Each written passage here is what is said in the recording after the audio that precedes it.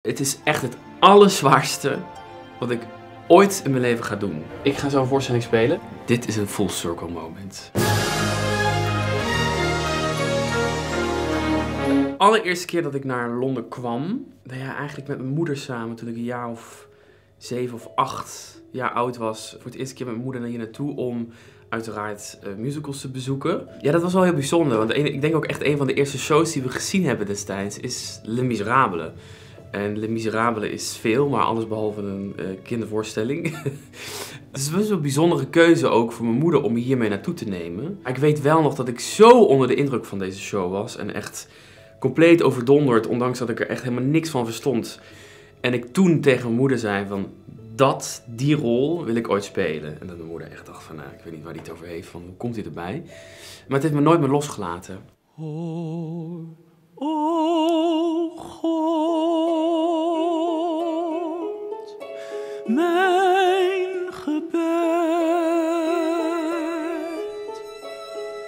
Ik heb op u mijn vertrouwen gezet.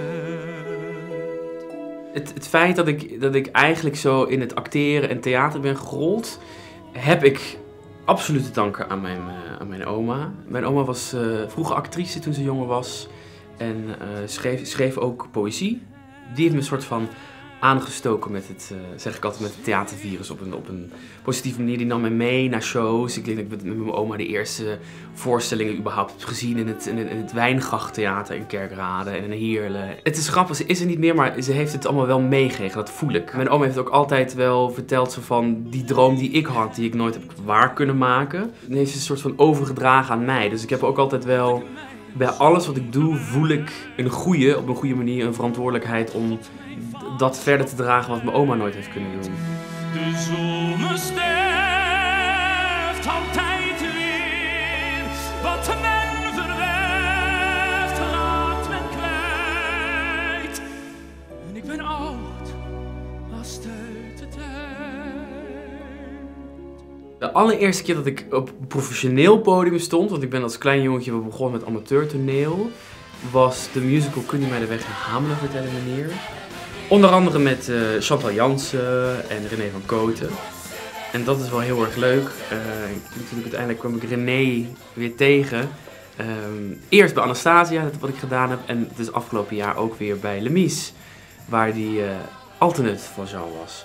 Dus dat was wel heel bijzonder om een soort van... Ik heb ook nog een foto met René, dat we een soort van... Ik als kindje met hem in de productie van Hamelen sta. En nu zoveel jaar later zijn we goede vrienden en collega's. Dus dat is ook wel heel bijzonder, ja. Full circle. Het is donderdagavond en ik begin nu pas met pakken. En doen. Goedemorgen. Douchen. En een Schiphol. Wow. Baby. Nee. Nou, doen we alsof we heel lang niet zien, maar ik kom gewoon echt even. Nog een klein uurtje vertrek het vliegtuig. En dan, ik zit heel toepasselijk aan bij een kleine bescheiden English breakfast. Daar gaan we. Je moet altijd het vliegtuig aanraken, hè, voordat je de lust. Altijd aardig zijn. De helft. Dit staat op Generaties mee. Het is een kleine ster-button, die brengt geluk. Hier gaat mooi bij me. In de lucht. Ja, maar buiten. Zo, we zijn er. Leef van de musical ster, jongens. Het gaat niet altijd over bozen.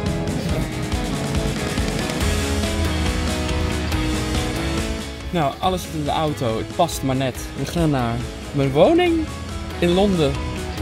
What? Let's go. Wow. Oké. Nou, welkom. Daar zijn we. Oh mijn god. Ik ben geboren in Kerkrade, Zuid-Limburg. Ik ben opgegroeid in Heerlen, daar mijn middelbare school gedaan. En toen op mijn, wat is het ook alweer, ik denk maar 19e of zo verhuisd naar Tilburg. Daar conservatorium gedaan. 4 jaar, 3,5 eerder afgestudeerd. En ja, ik denk dat iedereen die zo'n soortgelijke opleiding doet, of iets met musical studeert, op een gegeven moment wel in aanraking komt met de muziek van Les Miserables. Dat is eigenlijk onmogelijk. Ik denk echt dat je onder een steen leeft als dat niet zo is. We deden ook op een gegeven moment een soort van schoolconcert waar we koorstukken zongen. Daar zong ik toen ook al van Jean. Dus ik heb ook tijdens mijn opleiding in 2013 of zo, is ook echt een filmpje van dat ik al Bring Him Home zing. Breng hem thuis, breng hem thuis. Dus ik ben altijd, het heeft me een soort van, en dat is wel bizar als ik erover nadenk, het heeft me altijd gevolgd. Eigenlijk door mijn hele leven lang. Als kindje al, tijdens mijn studie, dan ga je werken, weet je wel. En ik heb eigenlijk voor COVID kwam, dat weet eigenlijk bijna helemaal niemand. Toen kreeg ik een e-mailtje van het kantoor van Macintosh. Van, we hebben een filmpje gezien op YouTube. Wil je niet komen auditeren voor de rol van Enjolras? En dat was net voordat de pandemie uitbrak. Dus dat heb ik gedaan. Ik heb hier geauditeerd destijds, in dit theater zelfs, voor de rol van Enjolras. Toen weten we allemaal wat er gebeurt. Dus alles ging dicht, dus die audities vervielen. Totdat dan weer Les Mis in Nederland voorbij kwam. Nou, dit is dus de ingang van het kantoor van Macintosh. Je ziet het ook hier op de gevel staan. Hier ben ik naar binnen gegaan om mijn finals te doen. Dus de laatste rondes voor Les Mis in Nederland. Dus hier heb ik voor het eerst Cameron Mackintosh ontmoet. Dus wel een bijzondere locatie. Het is natuurlijk een wereldman. Hè? Het is de grootste musical theaterproducent van de wereld. Beheert hier ook echt 8 theaters in Londen alleen al. Nou ja, dan verwacht je natuurlijk een beer van het vent die binnenkomt. En het is eigenlijk maar een heel klein lief mannetje. Oh, je mag het echt niet zien. Maar goed, heel vriendelijk. En hij kwam en ging zitten en hij zegt, nou, begin maar. En op dat moment in mijn hoofd dacht ik heb 2 keuzes. Of ik bezwijk aan de zenuwen, omdat nu de grootste musical theaterproducent van de wereld voor me zit. En doe echt de slechtste auditie ever. Of I turn it around. En ik heb niet voor niks al 12 of 13 rondes auditie gedaan. En zing de ballen in mijn broek. En doe een van de beste audities die ik maar hoop te kunnen doen in mijn leven. Nou goed, en ik heb voor de tweede gekozen. Ik dacht, here goes nothing. En ik heb hem zo vol in zijn gezicht gezongen. Toen ging hij ook een beetje achteruit met zijn stoel. Je voelt op dat moment, alles moet dan gebeuren. Want als het niet gebeurt, dan had ik dus 10 of 11 rondes voor niks gedaan. Dus daar lag zeker wel de meeste druk op die ik ooit gevoeld heb, ja. Ik kwam hier aan, ik denk een kwartiertje, 20 minuten na mijn auditie. Toen ging mijn telefoon. En ik zat hier, waar ik nu zit, op dit bankje. En daar kreeg ik het bericht dat ik het niet had gekregen. Nou goed, ze hebben nog verder gezocht en ze konden niemand vinden. Dus een paar weken later kreeg ik uiteindelijk weer een telefoontje met het bericht dat ik het wel had gekregen. Dus dat is een fun fact, ik denk dat niemand dat weet, dat ik in eerste instantie afgewezen ben voor de rol van Jean in Nederland. Nou goed, the rest is history.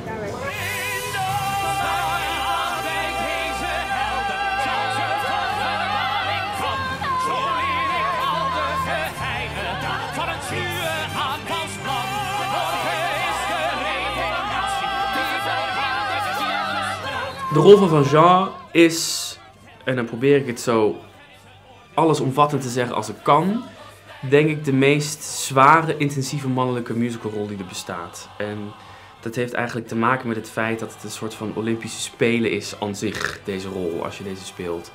Het is alsof je elke show een marathon rent en je moet letterlijk op de toppen van je kunnen zijn, vocaal, qua spel, qua fysiek. Dus het begint echt al het ochtends om 9 uur als je wakker wordt. Het eerste wat je doet, en ik denk dat al mijn collega's het herkennen, is een soort van oh ja, mijn stem doet het nog, hij zit er nog.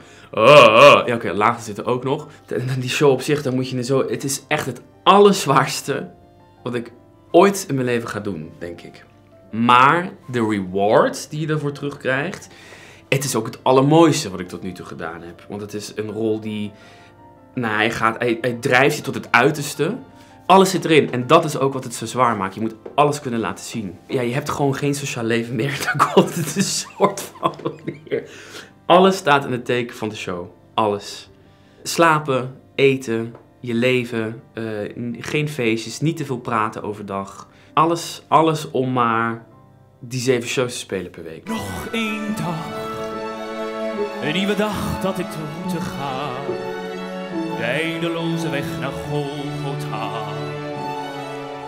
Die Ik was heel bang eigenlijk om terug te keren naar Nederland voor Le Mies. De eerste keer namelijk dat ik in Nederland een professionele productie deed. Nou, ik kreeg van de krant een recensie waar letterlijk echt stond: het niveau van Miele van Waardenburg was niet hoger dan de waterstand in een kinderbadje. Letterlijk, kan het nog zo citeren.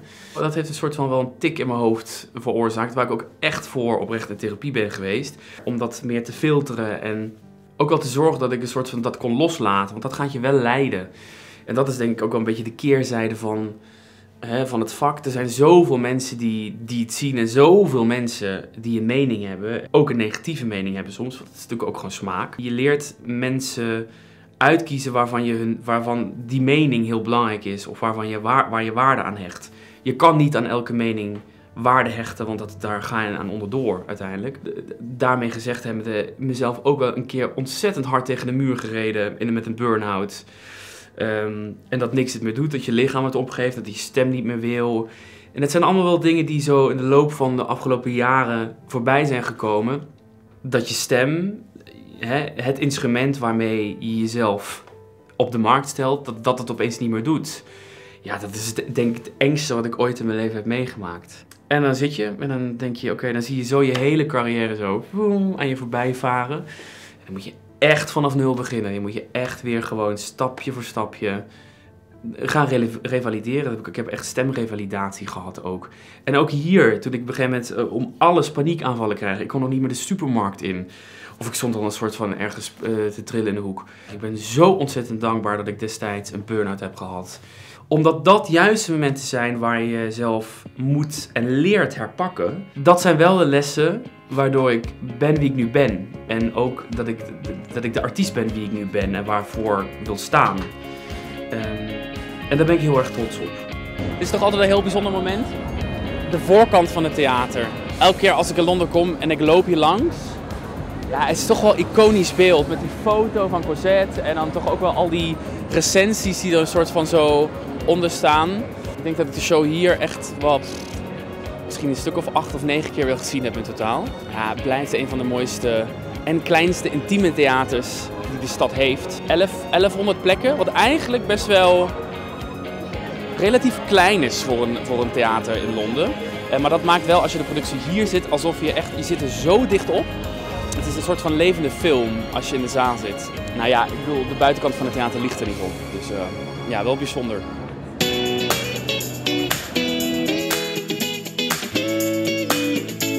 Dit is eigenlijk een beetje onze tafel waar we alles doen. Waar ik ook uren doorbreng met de score en de tekst. En een paar dagen voor de première is het nu eigenlijk een kwestie om het laatste puntje op de i te zetten. Dus ik ga eigenlijk elke dag een paar keer door die tekst heen. Het zijn een paar woorden die ik moeilijk vind, dus daar komt altijd mijn Nederlandse accent er nog doorheen. Dus ik heb een goede referentie, dus dat is heel fijn. Ja, en hij doet het echt heel goed hoor. Je doet het echt heel goed. Het is heel grappig, want ik heb dan Milan, mijn vriend, en dan ineens heb ik Sir Lord Milan, die thuis even komt zo.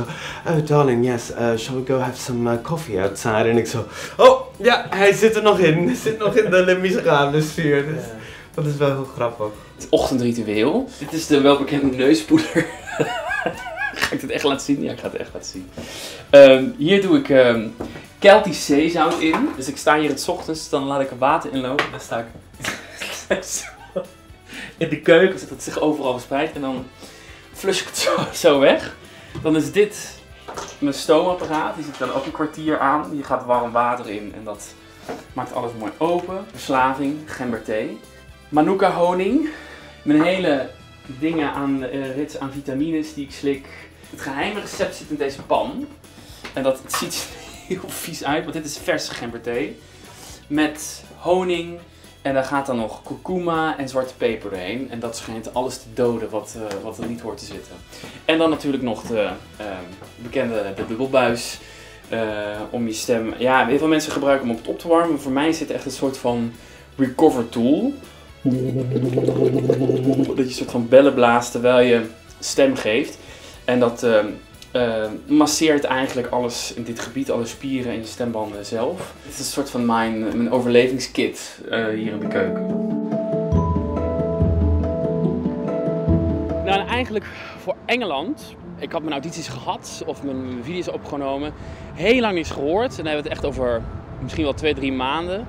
En ik herinner me nog zo goed. Ik zat in de auto met Ellen Pieters onderweg naar een theater voor een show van Lemies. En mijn agent belde mij en die zegt van check even je e-mail. En ze kijken in die e-mail en toen stond er opeens iets van yeah, we would like to make him an offer. En zo, en ik zeg nog tegen mijn agent van, dus wat betekent dat? En hij zegt, nou volgens mij bieden ze je nu gewoon een contract aan. En toen hebben we even de auto aan de kant gezet, heel hard gegild. Ja, dat vergeet ik niet snel meer. Een ding bij Londense theaters is dat je aan de buitenkant van het theater meestal foto's hebt hangen van de cast of castleden die in de show spelen op dat moment. Dat is nu nog geliefde collega Peter Jobeck. Maar over een paar weken, als het goed is vanaf volgende week, hangt mijn foto hier. Ja, het is toch wel een bucketlist dingetje. 1 week voor mijn première en ik zit hier in mijn kleedkamer. De Van Jean kleedkamer. First time with orchestra. Ik heb er wel zin in, ik vind het ook wel spannend. Zo, ik ben half een kostuum, half make-up, buik. Ik ga nu naar beneden. Warm-up met de whole cast. Physical, vocal en dan terug naar boven, buik op kostuum aan, want dit is niet heel erg 1830. En dan second act. Tattoo alles. Mijn pruik heeft een knipbeurt gehad. Ik vind het wel mooi zo. Dus we hebben even 15 minuten pauze. Ik kan heel even op adem komen. En dan doen we de rest van de tweede acte. Terwijl ik mezelf ontdoe van deze mooie make-up, is dat ook meteen het einde van de repetitie. En dat is dan ook meteen de laatste repetitie voor maandag. Wat ik zelf nog een beetje bizar vind. Maar hey, we zijn er doorheen. Morgen nog een zangles. En that's it. En dan gaan we maandag spelen.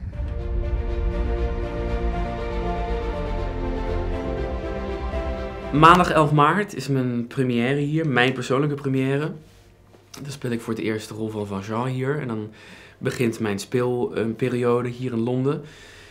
Dat wordt nog wel een dingetje, want ik heb wel geteld hier 5 repetities gehad. Heel kort, heel snel.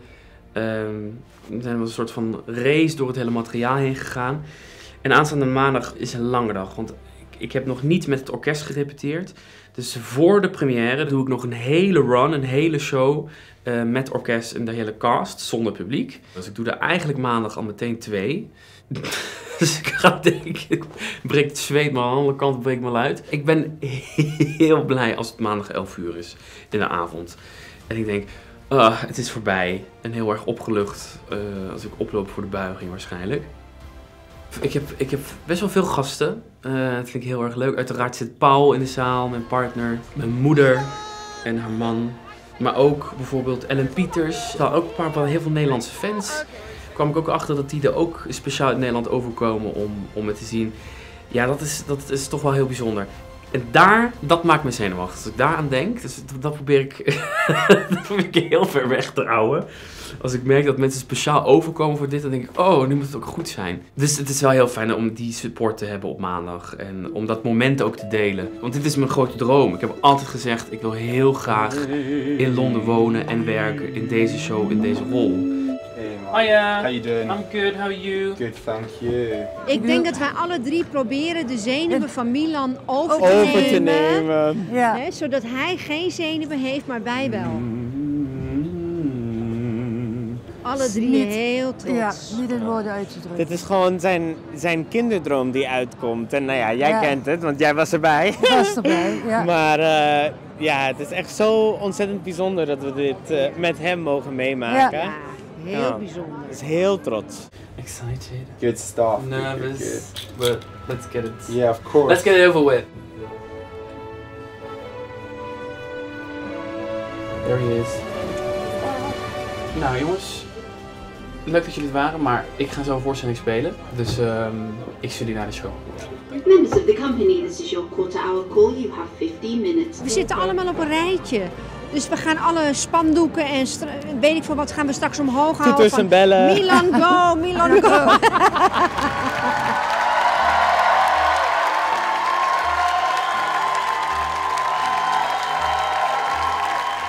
Geen idee wat er net gebeurd is. Nee, dit moet nog even landen en dat duurt denk ik ook een paar dagen. Ik ben zo blij dat dit erop zit. Oh mijn god. Ja, het was een ontzettend heftige dag.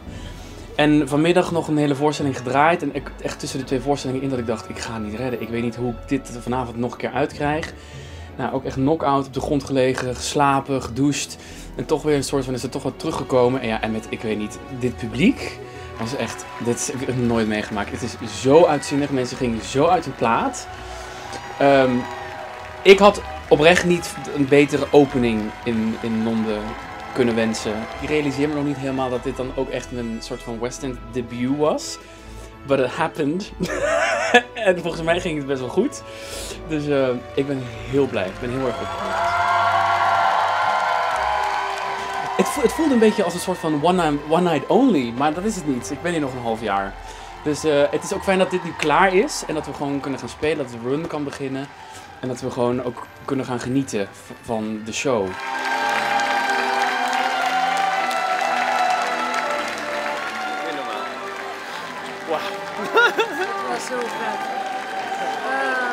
Eigenlijk speechless. En dat ben ik niet vaak, want ik kan altijd praten en ik heb altijd iets te zeggen. Maar als ik nu moet verwoorden wat ik voel, done.